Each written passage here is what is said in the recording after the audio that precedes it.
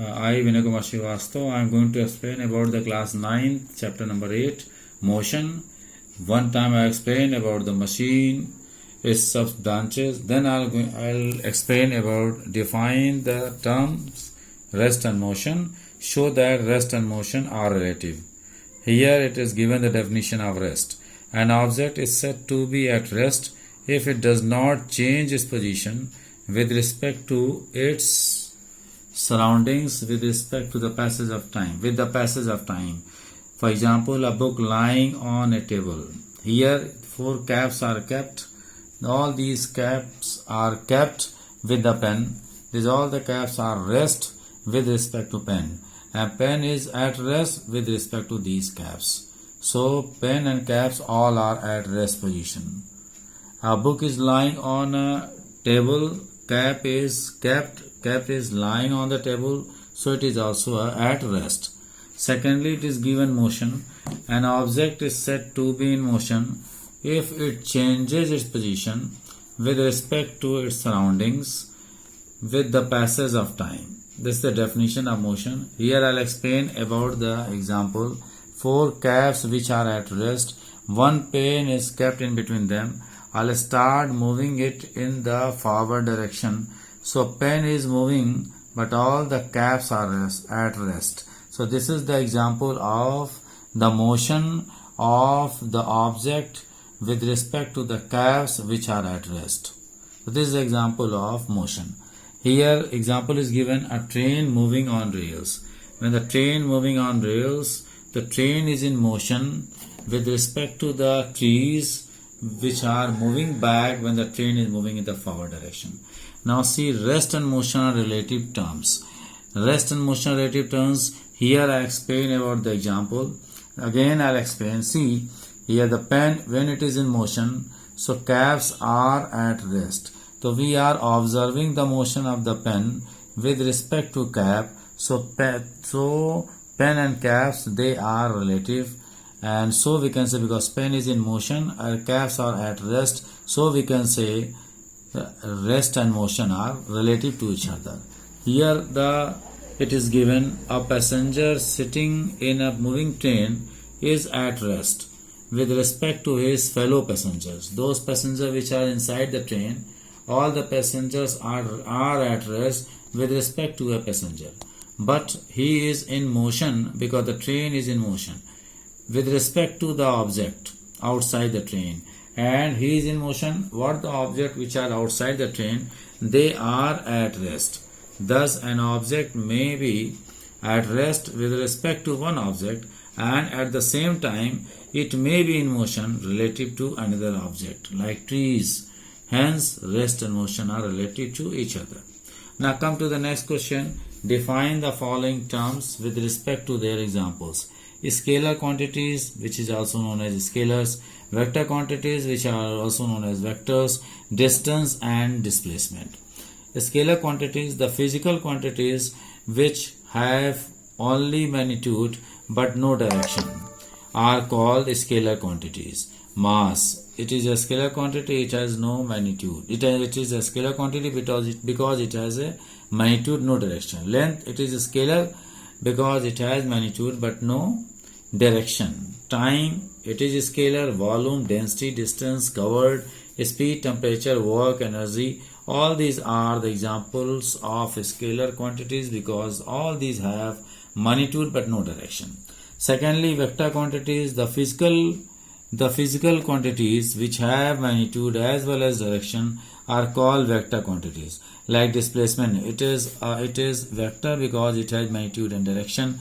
Velocity, it has magnitude and direction, as well as acceleration, force, weight, momentum. Displacement is a vector quantity because it has magnitude and direction. Velocity is a vector because it has magnitude and direction. Acceleration, force, weight, momentum, etc. all are the few examples of vector quantities. Here is a note given.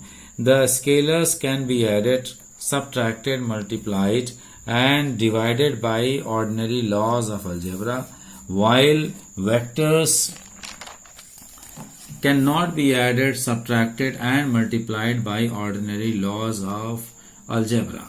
So this is the rule. Now I'll have to come to see distance. Distance traveled by an object is defined as total length of the actual path traveled by an object over a period of time. What is distance? Distance is the length of path covered by an object in a specific interval of time. It is a scalar quantity. Its unit is meter, kilometer. Its SI and CGS units are meter and centimeter respectively. One more is given displacement. Displacement is of a moving body is defined as the shortest distance between its initial position and final position. It is a vector quantity. Its units are meter and kilometer, but along with the direction, because displacement is a vector, it has magnitude and direction. The SI and CGS units of displacement are meter and centimeter respectively. Here one example is given.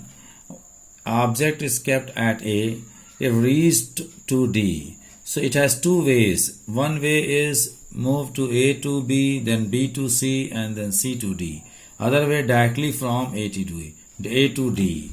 So shortest distance covered by the object is called displacement. So displacement is AB, AD. AD is the displacement. It is given AD is the displacement because it is the shortest distance. And how much distance covered? Because it moves from A to B, then B to C, and then C to D. So AB plus BC plus CD, it is the length of path covered by the object. These three are the fractions of covering a distance from moving from A to D. So all we have to add, it is A. So distance traveled by an object is equal to, it has the algebraic sum AB plus BC plus CD. Like this, one more example is there. It is given here in that joining figure ABCD, final total distance and displacement we have to find. Here I am just going to explain. An object start moving from A and moves to B in the eastward direction. Direction is given north, south, east, west.